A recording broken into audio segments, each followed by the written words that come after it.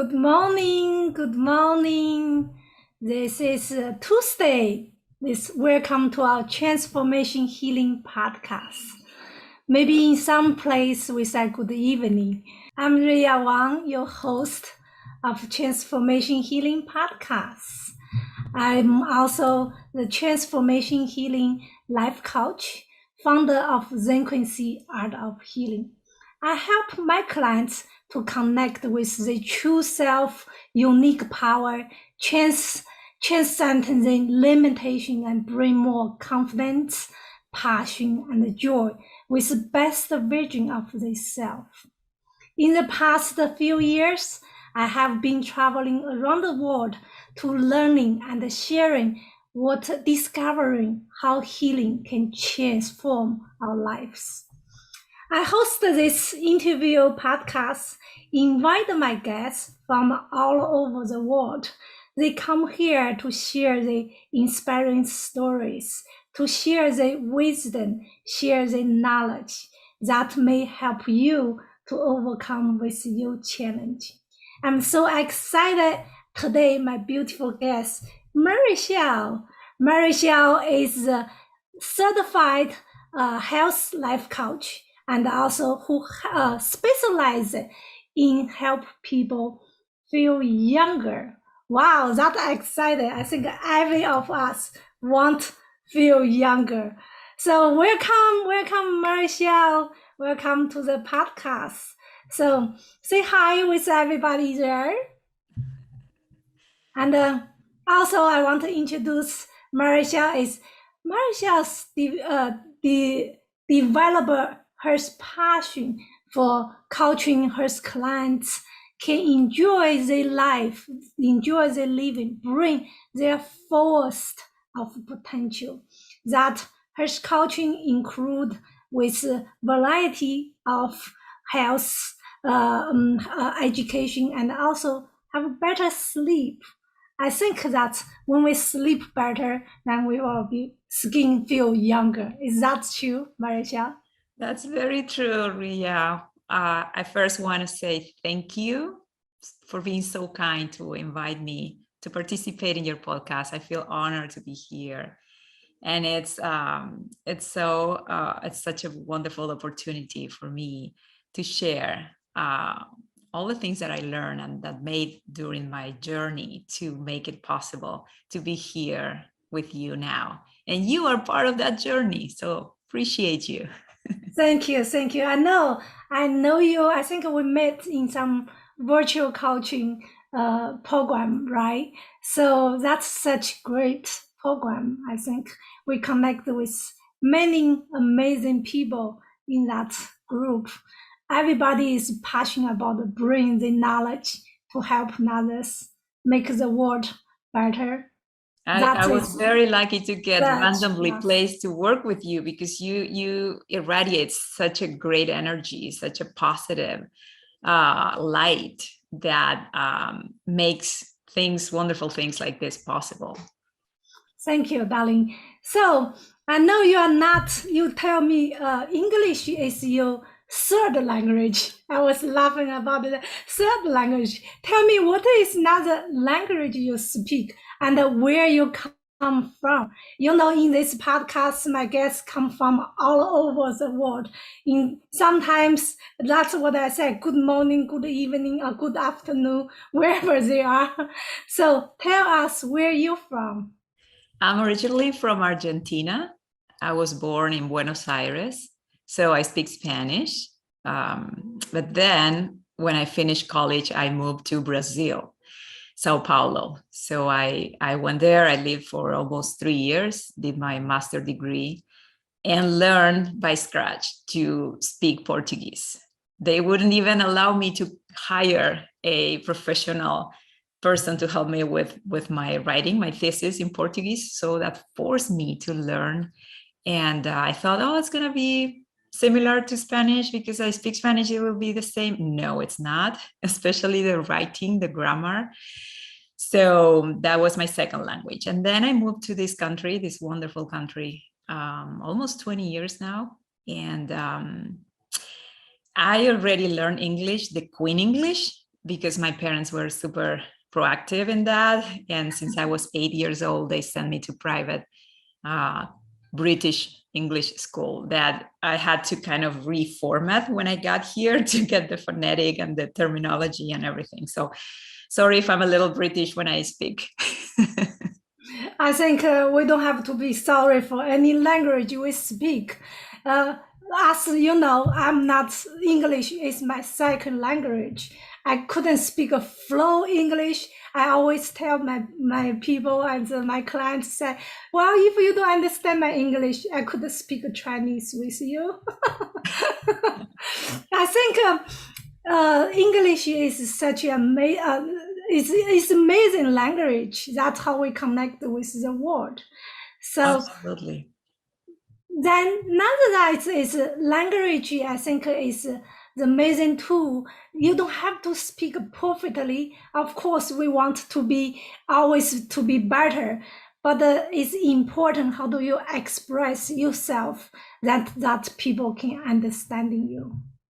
That's true. At first, coming from Spanish, when you have 100 words to say something, and English is so straightforward and simple, right?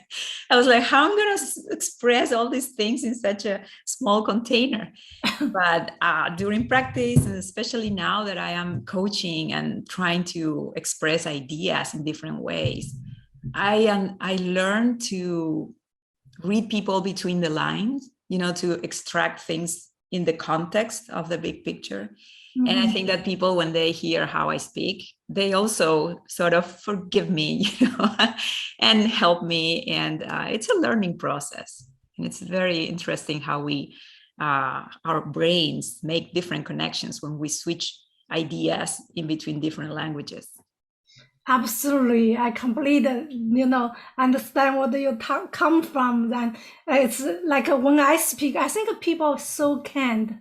Is when I speak, beginning, I always so insecure. I always say, "Sorry, I don't speak perfect English. Maybe you don't understand what I mean. Please let me know. I will repeat again." People are always so kind and so warm, friendly. Say, "Oh, you speak fine. I can understand you fine." That always make me feel, oh my gosh. That's also be honest to host this podcast. I was have some second thought. Say, I couldn't speak English. How I host that show? But here I am, host that show. I know all of the people who's here, who's listening that will be give the love and the support to us. Thank you for be you, I want to say. Maricel, I want to ask you, I know also you coach your clients, you use English and Spanish. Do you use Portuguese too? Not as a client, like a formal client yet, but I would love to do it. Oh, that's beautiful. So we talk about the stories. I would like invite you to share your story. How do you overcome with your challenge to define who you are today? Go through all of the challenging, so take a lot of courage learning. So would you like to share some with us? I want to share so many things. I have 10 stories ready, but I know it's, we have limitations in time. So I will try to be focused on the main stories that impacted my life and gave me the direction and the time in my life where I am now. So I will start with story number 1. I even put little titles to each story and little cartoon drawings. It was very interesting to visualize what happened. So my first story, the name is Healing Hands. And it brings me back to when I was about 9-10 years old. And we lived in a big house, and the backyard had another house where my grandma lived. I came from a family immigrants from Ukraine. And to us, grandma was part of Baba was part of our playing and daily life. And she used to have these headaches, and she would ask me if I could heal her. So I will approach her from behind her rocking chair, and I would place my little hands over her eyes or her head. And in my mind of a 10-year-old, I was just praying and hoping, having the intention to heal her, to make the pain go away. And it did happen. And every time she would feel like she had a headache or a migraine coming, she would call me. I would do my little thing, and I felt so powerful. I felt like, oh my gosh, this is my superpower. Oh And that my really God. impacted me from a very early age to how powerful I felt to help someone that I loved. That I tell you, Maricel, that bring my goosebump. Almost as I feel so attached. That is such beautiful stories you share in here. Thank you so much. I can imagine just close my eyes like that. Wow, that was really warm, attached stories. Thank you. And I was living in an environment where one of the main values, two values I got from my family of origin. One was helping others, service, and the other one was health. So my mom used to work for the INTA, that I looked, the translation is something like the National Institute of Agrarian Technology. So what she would do is her job was to go to the farms and teach the ladies of the house and the youth, young people. They had clubs and entities to teach everything about health, hygiene, prevention of diseases, cooking, nutrition, everything you can imagine of. And I remember being little, and she would practice these talks and the teachings in our kitchen. So it was only four of us, mom, dad, my brother, and me.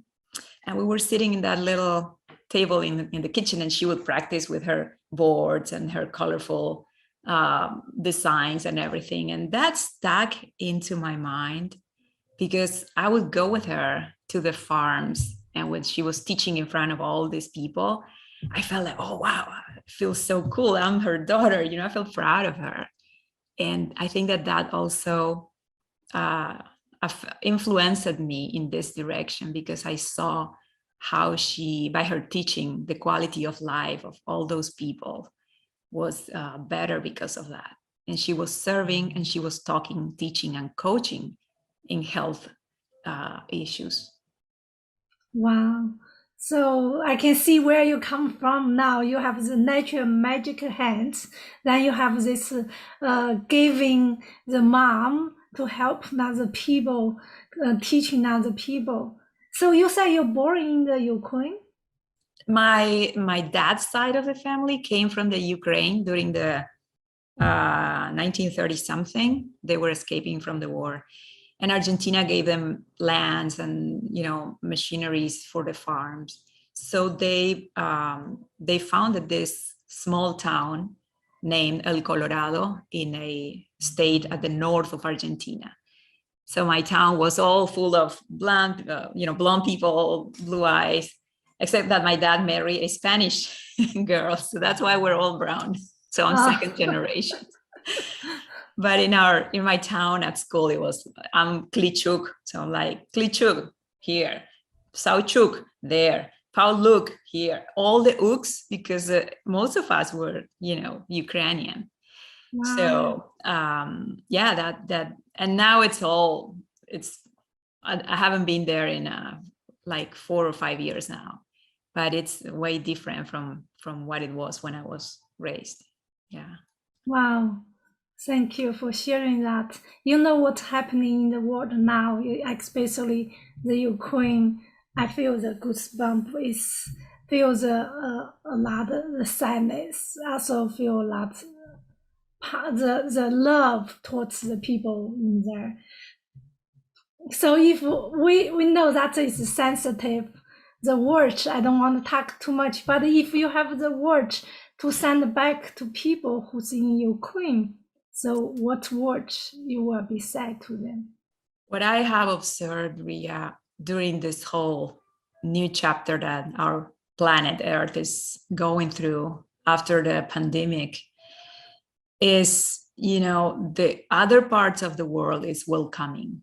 So the same way my grandparents escaped from the war and found a new home in Argentina, I feel that every single country now is welcoming people from Ukraine if they want a new home, a new life, a new place to set up their roots. I think that we're all sharing that. We cannot share the war, the reasons, the ideas. That's not shareable by everyone. But the welcoming attitude towards people, the Ukrainian, I think it's something that we have to join efforts and welcome them. That's so beautiful. Thank you. Thank you for sharing. I feel I have the tears in my eyes, in my voice. I just feel that, oh God, I wish all of the people there have more peace. We know in this, wish all of them can feel the love from the world. Everybody wants to help, make better with the people's lives. Thank you. Right. You're welcome. Yeah. So then come back to our show here is tell us how do you become the coach? Then from that go through with your story. Your story is such inspiration. I mean, I'm just feel so attached. I don't have much words to say except use my my heart to feeling with that. So tell us a little bit how you become the coach. It's a very long story, but I will just go straight to the main points. When I was little, I used to play with empty containers. I was fascinated about little tubes, and my mom would finish a shampoo bottle and she would prepare those boxes. Those were my toys, and I was in deep contact with nature. So I would mix, sand and petals from this flower and make my potions and have my basically lab in my backyard. And we had exposure to trees and the river and everything you can imagine. My infancy, my childhood was very blessed. I was very lucky to have that to me so available. So I thought, well, I have to find a career that deals or has to do with little tubes and mixing things. So I decided to proceed a career doing biochemistry. So I learned the whole thing about, mixing things and chemistry and all of that. And at the end of my education, I was supposed to do something called practicanato, which is a practice where basically you go and deal with patients and basically do in real life what you are supposed to do later in your career. So I discovered that part of drawing blood from newborns or, talking to people to take samples from them, it was like, this is not what I thought I was going to be doing. And also because I start feeling what they were thinking or what they were fearing. Like I could feel their fears and I couldn't get rid of that. And I thought, no, this is not for me. I'm not ready for this. I don't know how to shield myself from that kind of energy. I didn't know back then. I was just not ready. So I thought there has to be something that will allow me to help people and find solutions for health problems that is not in direct relationship with people directly. So then I switched into a similar career that was biotechnology, and I started into the research career. And wow, that was amazing because you have to have passion, you have to have hunger to find truth, because I would spend hours and days and months and working in projects. And I thought that was the way, and I was fulfilled and happy until one dear cousin of mine was diagnosed with cancer, pancreatic cancer, at the age of 20. And coming from a family when my mom was one of 10 kids, you can imagine how many people and cousins we were getting together for each birthday or celebration or holiday. We were a very crowded, very large family. And we had a relationship of, he was like my brother to me. He was very close.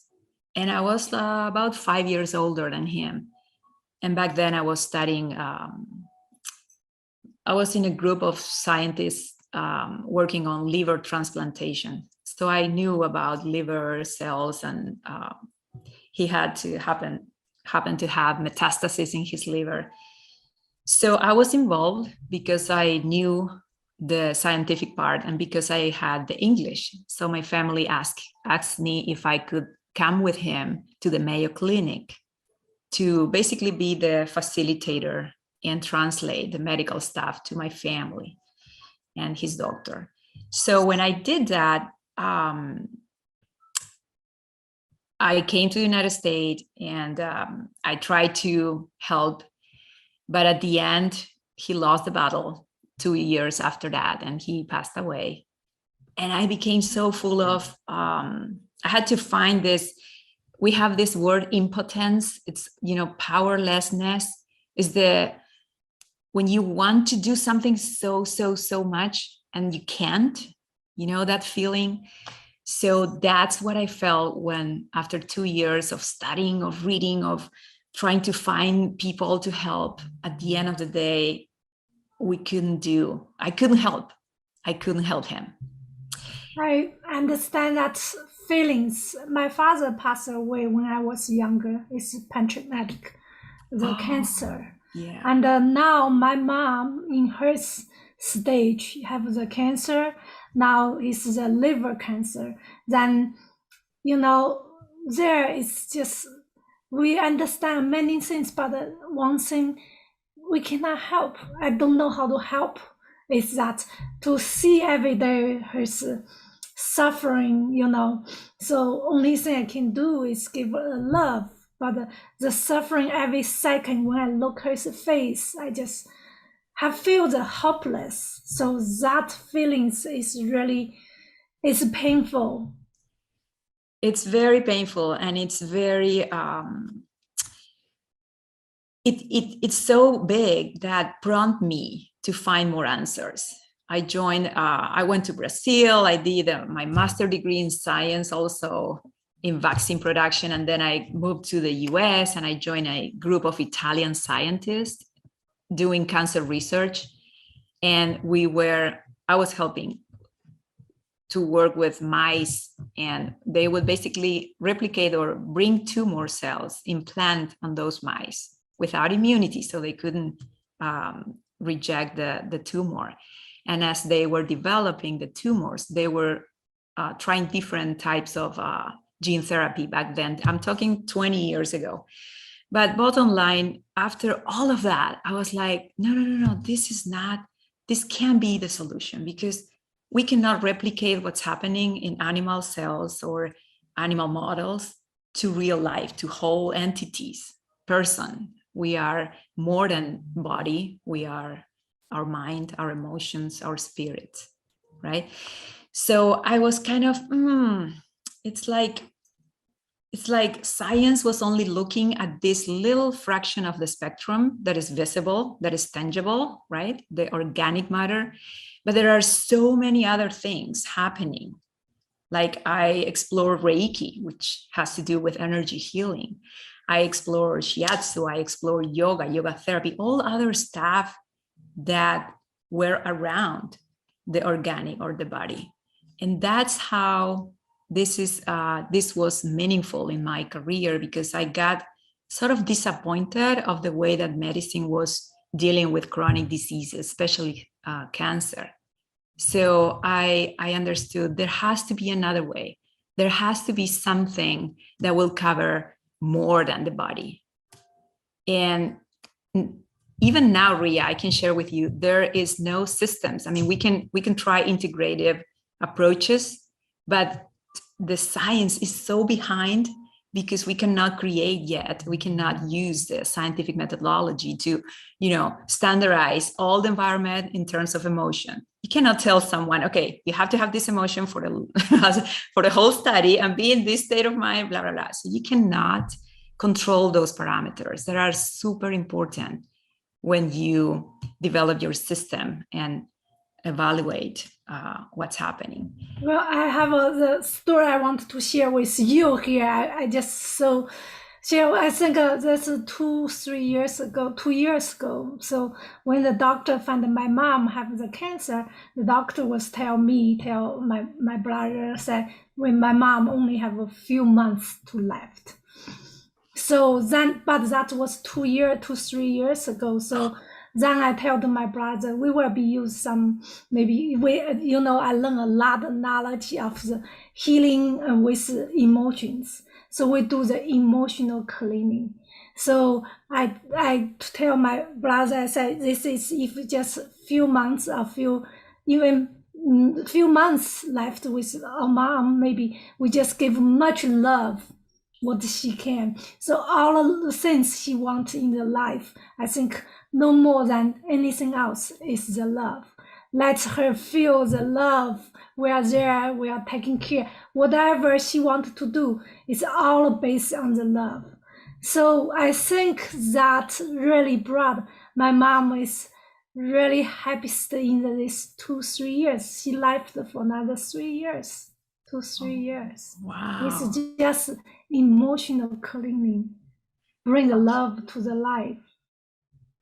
Oh, that's wonderful. Thanks for sharing that story. It validates one more time. It's always body, mind, and spirit, the three things merging. And it's true. Love, I have one of my quotes here, since you said love. Yes, so please share with us. Every time you are loving a being, you are earning spiritual coins. And love is healing. Healing is love. And she was receptive to your love, and you were flowing love to her. Yeah, that is so beautiful. I think we all need more love, especially what happening in the world, in everywhere. So I think we as a spiritual being come to this world, go through all of the challenge, really define, experience what is love it is. Absolutely. Yeah. It's so important. And it takes time to learn these lessons that life gives you, right? I thought that after I left the academic world, I thought, well, I need to find the integration of the three fundamental pillars of health. And science, well, the way it used to be, couldn't give me that answer. So in my search, I joined this company, private corporation. They have natural products.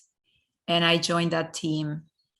They hired me because I had the language thing, not because of my technical background. But I discovered that I loved working with people. And when you said love, relationship, it's like, I didn't know that, because in the science, it's just posters or, events, but once in a while, not on a daily basis. But when I start working with people directly, and coming back from my story that I was afraid to work with people because I can feel what they feel, I was like, oh my gosh, I can feel what they feel now, but I felt much more mature and ready. And I enjoyed having my team. And I became a senior manager in this company. And I had the privilege to coach my team and people and be a leader for them. And that's how I discovered my passion for directing them and helping them. And I have a little story about this. I'll never forget this girl. She was temping in my group. That means she didn't have, she was on a contract basis. And she was offered, there was a permanent position in the same level. And I encouraged her. I wrote, recommendation. And I was like, yeah, you should do this. And then when I asked her what happened, she was like, you know what? I didn't apply. I'm like, what are you talking about? I talked to her. I didn't apply for that. I'm like, why? Oh, I wanted to stay in your team. So even though Beautiful. she didn't have the, you know, the permanent benefits like health insurance and all that stuff, she decided to still be a temp so that she could have me as her manager. So I was very flattered. I was very happy, and that's how I discovered how fulfilled I was at coaching people. Wow, that is amazing, Maricel. I think you have this beautiful heart. You have all your knowledge and the wisdom of the love. Then you are just the natural leader. Thank you so much for coming to this show, then to share your stories and your wisdom, and so beautiful. So before we close this show, I would like to ask you. So how to people can find you? How do they connect you? What is the best the place to find you? Yeah. So what I basically do is, from all the things and research that I've done on my own and everything that I learned, I put together main ideas into my coaching practice, and I help my clients with very basic things that are important, but they are so basic that people forget, like sleeping. I start there because we can make, you know, better decisions. We can be better people. We rejuvenate. And the skin that you mentioned before, we have to focus on those main things. So sleep is one of the things that I help my clients with, and they can find me, I think, underneath this this link. It's my email address. They can send me an email, and then we can talk, and I will invite them to participate in my coaching practice. Yeah. That's beautiful. So I always invite my guests, give little tips, little small step, the tip for the people who's listening, who's watching. And now you talk about the sleep. We know so many people suffering with couldn't have better sleep. So what is the tips you can give the people if they wake up at 3 o'clock, 4 o'clock, or even 2 o'clock, couple times a night, then have hard time to fall asleep again? So what is the best tips for that? So a good tip for that is, don't check your phone. Don't what? Don't check your iPhone. Don't check any electronic. Leave all the electronic devices outside of your bedroom. Why? Because the energy, the electronic magnetic field that generates, will stimulate behind your eyes. You have those neurons that are capturing those little photons and getting very excited. And after that, it's impossible to go back to sleep. And if you can do that, let me know. I know. To learn. That is the thing. A lot of people have these hobbies. When you cannot wake up, the first things, grab the phone, look what is happening, right? So I usually tell my clients is, yes, don't check your phone. And also before sleep, put a little bit essential oils under your bed, under your pillow, you know, prepare some environment that help you. And then protect the time, like put some barriers. You know, you need to be in your bed 9 hours. Why? Because it's not true that, oh, I'm so efficient that I can only sleep 6 hours or 4 or whatever. No, you need at least 8. So if you are on your bed for 9 hours, you can protect that territory. It's not negotiable. And you will get your rest. You will get what you need to function well in the other areas of your life. Mm-hmm. Thank you. Thank you for sharing that. That is important. Even many people know, we all know, don't look at the phone, but how we can do that, that is depend on you, right? So I always, sometimes I get up, I will be doing a little bit of meditation and focus on your breathing. So that give your body the reason to rest. Thank you so much, darling. This is the honored to have you here to share your wisdom and your stories. So anybody you are here, if you have feel this resonate with you, so please reach out with Maricel. Also send our love, support to Maricel, to the Ukraine, the people in there, with all of that love in our heart. I appreciate that. Thank you so much, Riya. And yes, Thank you. I'll stay connected, and I'm at your service for you, for your audience. I'm here to help.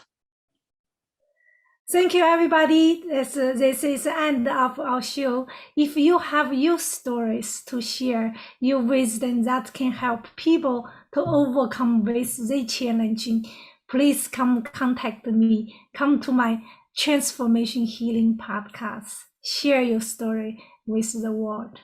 Thank you, everybody. I see you next week.